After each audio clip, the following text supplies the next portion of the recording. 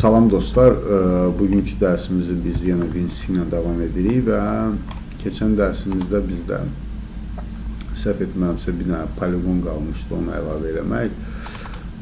Yəni birinci əsası açaq.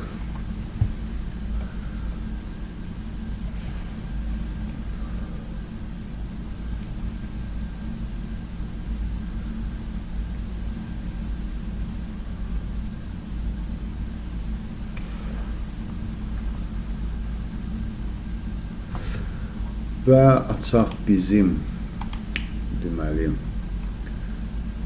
sistemi open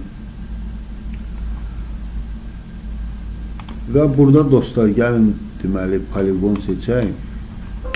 Deməli bizdə burada poligon var, düzdür, və onu başlayaq burada çəkək belə biraz. İstəsəz biraz böyle əyri olsun.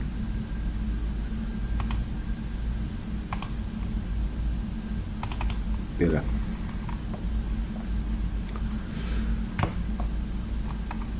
Və gəlin bunun propertiesine girək.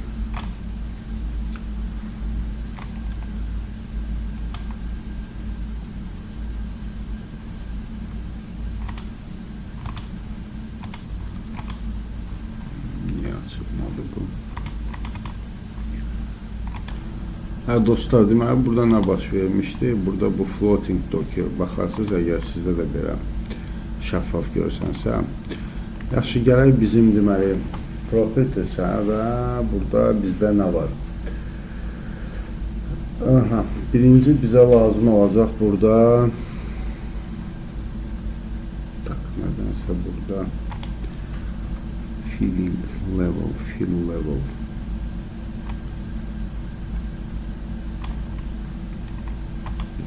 baxın, poligon 1 olsun. Deməli bizdə əslində fill level niyə belə göstərir, onu başa düşmürəm. Bir də yəni dinamik ISO belə olmalıdır və biz məsəl üçün bunu edək 45. Baxaq, dəyişmə baş verir. Bəli, dəyişmə baş verir. Deməli biz həmən bu properties istifadə edəcəyik animasiyada.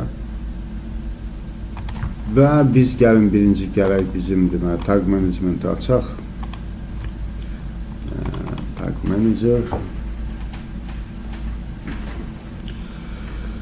və bizdə burada deməli terminal taglara gələk və bizdə renk taglar var idi. Gəlin burada əlavə eləyək, adını qoyaq nə? Tank məsəl üçün səviyyə olsun və bu olsun unsigned 32 yox, gəlin olsun 16 bit olsun və qaydaq yenidən bizim studiyaya və indi isə dostlar bizim yaratdığımız taqa bunu bağlamaq lazımdır. Gəlik taqa və burada deməli list of tags niyə gəlmədi? Start deyəm.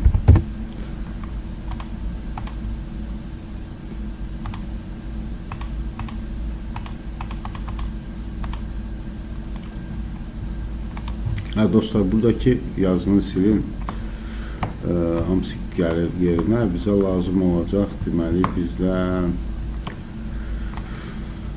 tagın adı tank səviyyə gedirdi. Bəli, bunu seçirik və burada ok düyməsini basırıq.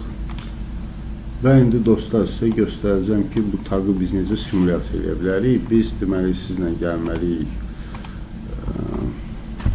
yazırıq simulation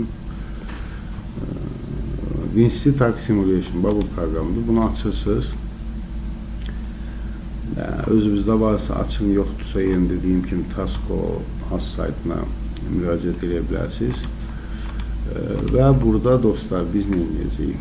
Burada deməli dostlar, siz editi basıb new tagı seçəndə artıq sizdə bu pəncərə açılır və burada istəsəz all tagdan da seçə bilərsiniz, ya buradan seçə bilərsiniz, fərq etməyəcək. Ot düyməsini basırıq. Və burada gəlin biz nəyi seçək sizlə?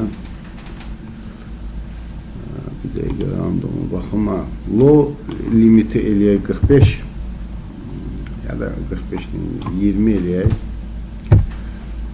Və high eləyək 90 məsəl üçün. Və burada gəlin aktivi seçək. Sonra qaydaq bizim list of tags-a. Burada artıq bizim tagımız var. Bunu save edək dostlar və açaq bizim əsas səhifəni. Əsas səhifədən də artıq start verək. Baxaq bizim simulyasiya işləyəcək yoxsa yox. Start verək buradan.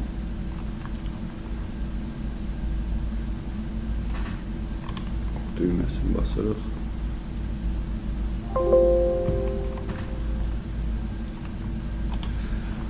Və biz gəldik öz səhifəmizə və artıq bu düymə buradakı aktiv olmalıdır.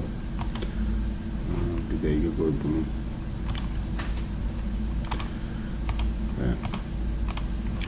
Və basaq bizim start simulationu və baxaq görək bizdə nələr baş verir.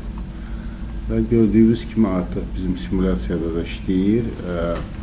Nə üçün lazımdır dostlar? Yəni siz yenidə animasiya yerində düzdür, PLC-dən hansısa taqa bağlayasınız, amma yoxlaya bilərsiniz. Hər bir funksiyanı yoxlaya bilərsiniz. Və növbəti dərsdə biz klapanları da belə eləyəcəyik. Bugünkü dərsimiz bu qədər. Çalışın ümumiyyətlə hər bir məntiq quranda onu simulyasiya edin, yəni Siemens olmasın, digər Alan Bradley olsun, yaxud da Schneider olsun, yaxud da Mitsubishi olsun, yenə də eləyin bu simulyasiyanı da yoxlayasınız ki, sizin həqiqətən taqlarınız işləyir, yoxsa yox. Yəni, Simatic Manager, yəni Windows-in özü, yaxud da OPC varsa, opsiyonu qəbul edir, yoxsa yox. Və hər hansı bir error yoxdur. Oldu, çox sağ olun dostlar, təşəkkür ederim hamınıza. Əgər videoda xoşunuza gəldisə, like düyməsini basın və kanala abunə olmağı yaddan çıxarmayın.